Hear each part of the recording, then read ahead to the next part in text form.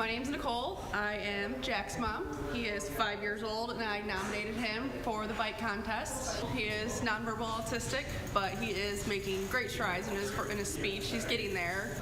Can you come sit on the bike for me? He's always, we've pushed so hard for other things, working on his speech and his other developmental things that we kind of bypassed, the bike part, the past couple years. So now I think it's time for him to get going and catch up. His sister, Nora, she's 6. She's been riding a bike for a couple years now. She's a pro. I think she's actually going to be a big help when it comes to teaching him how to ride the bike. I think she's going to be a huge benefit in showing him how to do stuff, and I think it'll be good for them to be able to do it together. Push down, push down, push down again, push down again. Keep pushing. You just did it. Good job, buddy. This is the most I've actually ever seen him be on a bike and pedal on his own and be comfortable with it. I think it'll be good for him, to be able to be there with the other kids his age, actually riding bikes and stuff, not just running along. He can actually participate with them. We truly appreciate this opportunity. This is awesome. I know he's going to love it when he gets home today, and we're very, very grateful for what you guys have done. This is an awesome program. It's going to take a lot of practice, isn't it? Andrea Young joins us this morning with Charles Boyk Law Bikes for Kids. It's such a great program you guys put on every summer, and especially when we get to see kids like Jack riding off on their new bike.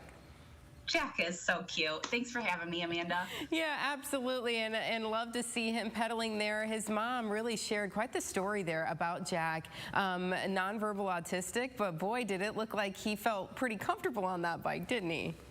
He really did, and Jill Wursel did such a great job. She was very patient and explained how to use the pedals, so that was really nice to see.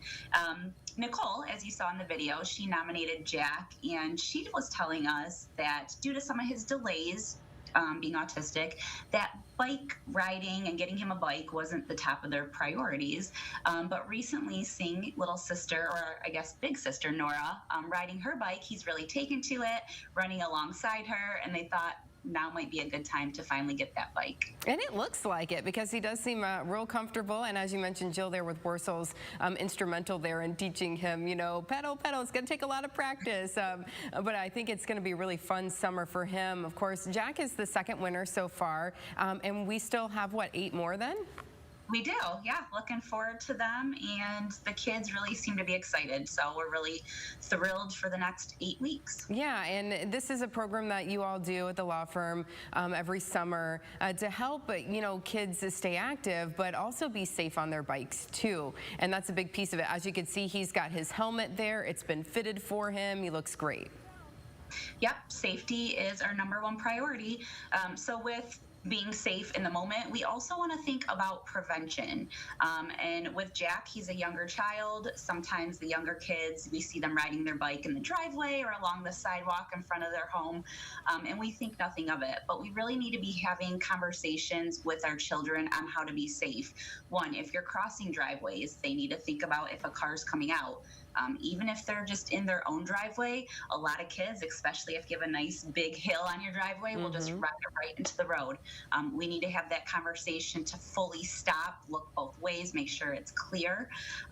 And something else to think about is how visible is your area where your kids are riding. So if you have bushes or low-hanging trees, or even your trash out by the curb still, what is oncoming traffic able to see as far as if your kid did go out into the road? That's a really good point, because yeah, you've got those trash bins out there.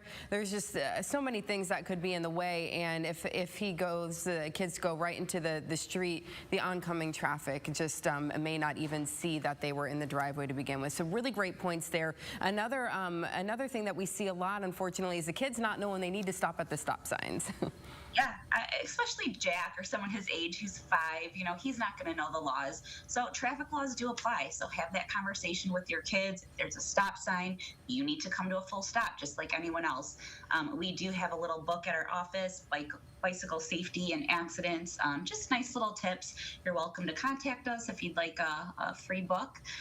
But definitely some things to think about and have those conversations now with the start of summer. And that's the QR code there if you want to get that booklet too.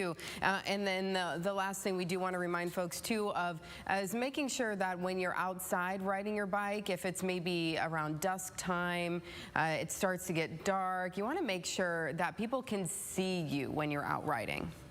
Yes, good point. So definitely have high visibility clothing on, bright colors.